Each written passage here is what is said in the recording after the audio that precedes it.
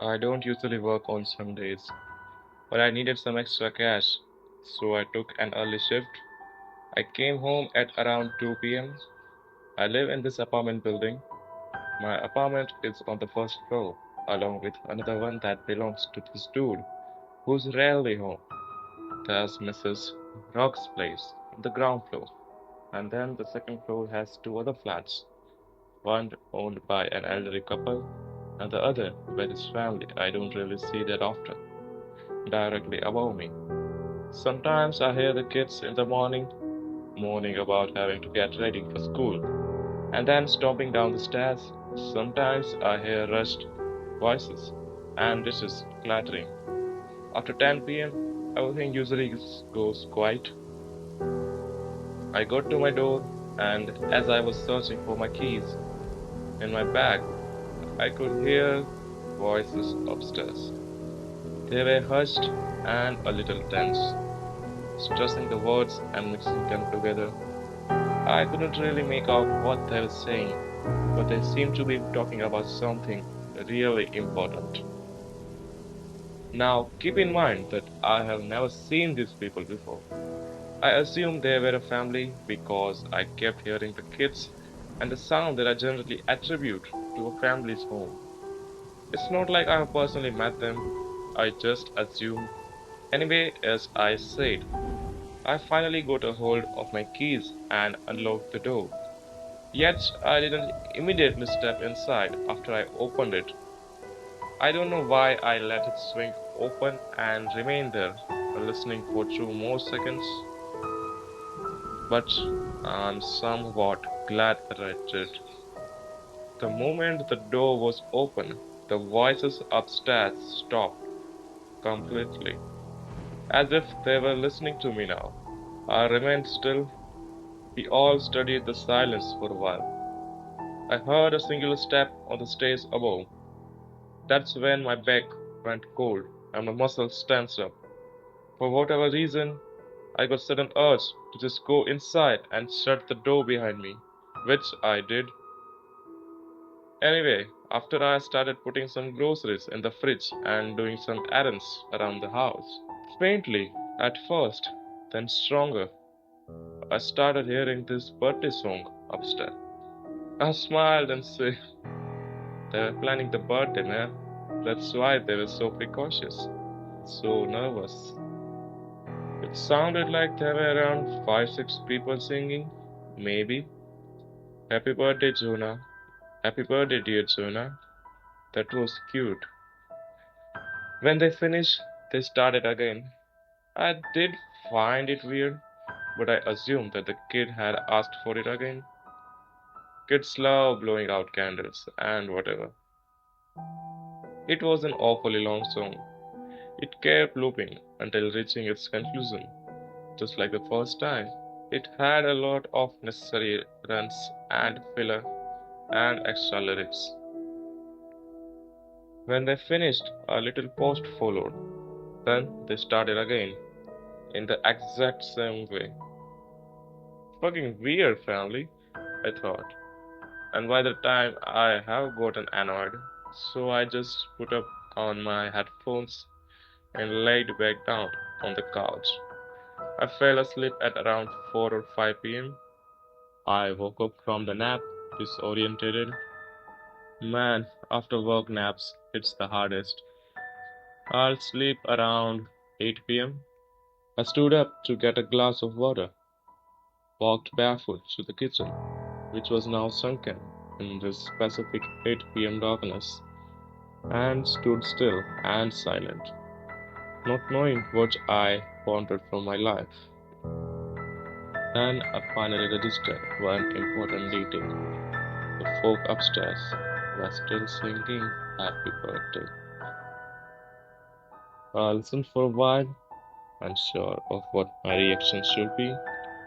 I wondered if they had some record playing on a loop, but that wasn't really the case, as each version sounded different from the previous. They were real weird, or maybe their kid was just eccentric. Maybe they were practicing for some performance. I started thinking. As I said, I hadn't personally met these people before, so I had no idea what they did. Maybe they were really practicing. I put my headphone on and went on trying to make some sort of dinner. Even though I wasn't really hungry and my throat still hurt, I ate, watched my show, then took a shower. Their singing had started to piss me off.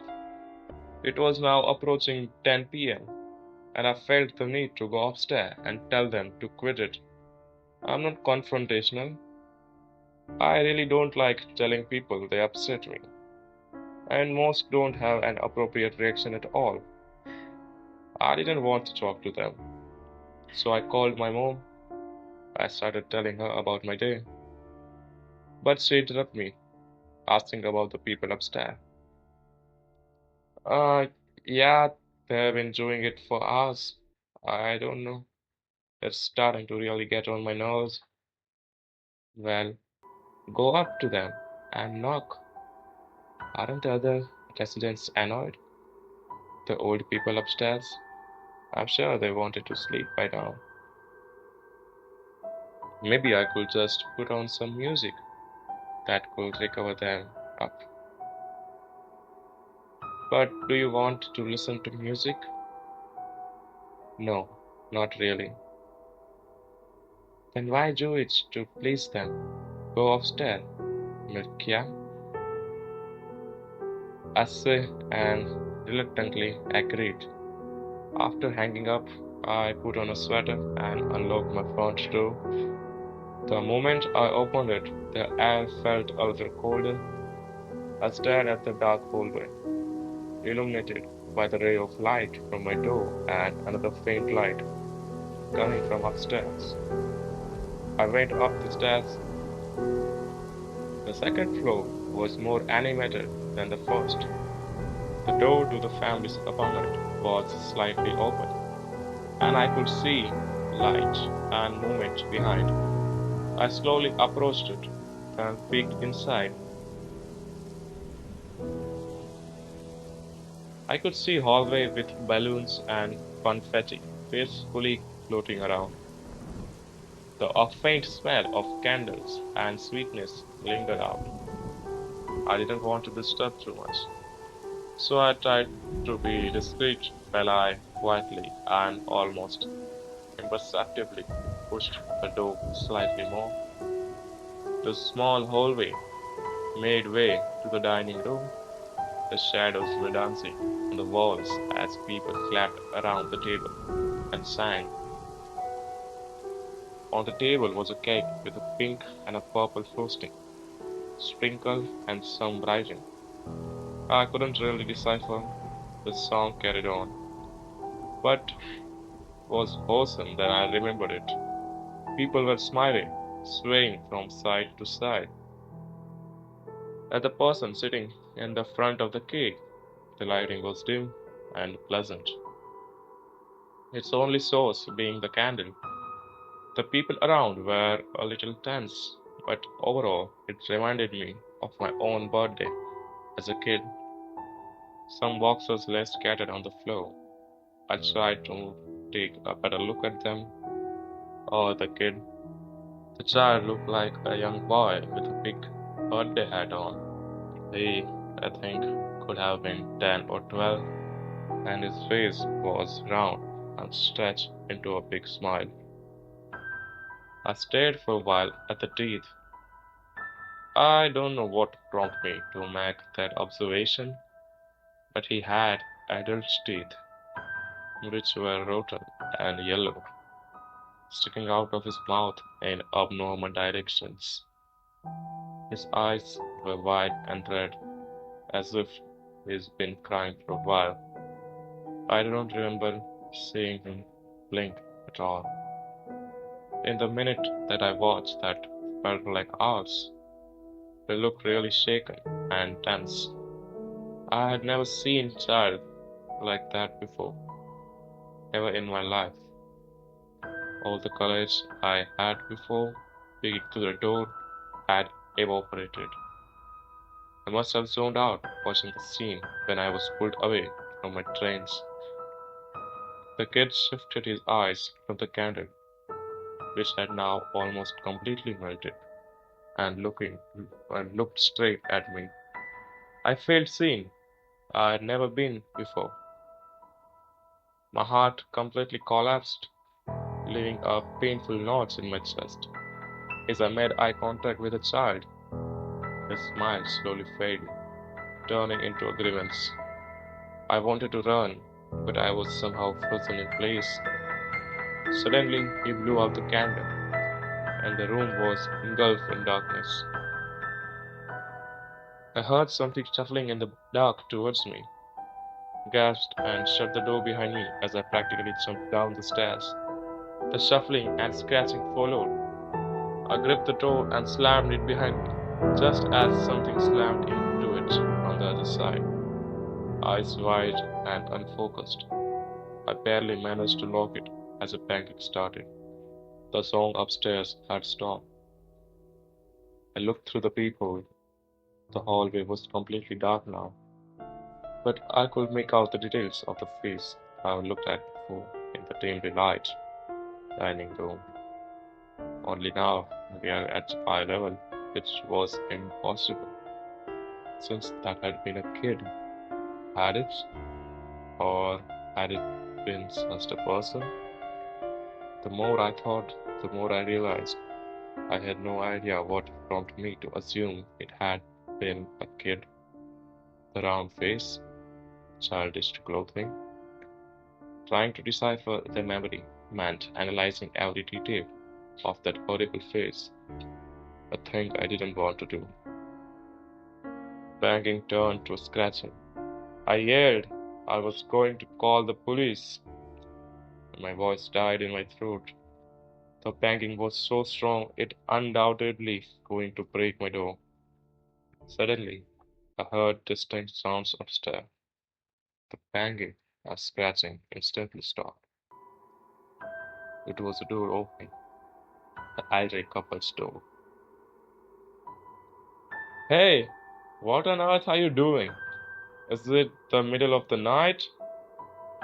I watched the people as the kid, not the kid, walked away from my door upstairs. Quit it before I call the police. It's enough that I have to hear your kid's tantrums every day, lady. Watch. The voice abruptly stopped. I listened, barely breathing. No scream, no sound, nothing. Faint scratching, then shuffling, then a faint cry that sounded more like forced sobs. I silently dialed up the police and barely managed to whisper what was going on, afraid that I was heard. As I was detailing the problem, I looked through the people once again to be greeted by the face emerged, eyes bloodshot and sunken into the head. You are welcome to join next year. That's why we left the door open,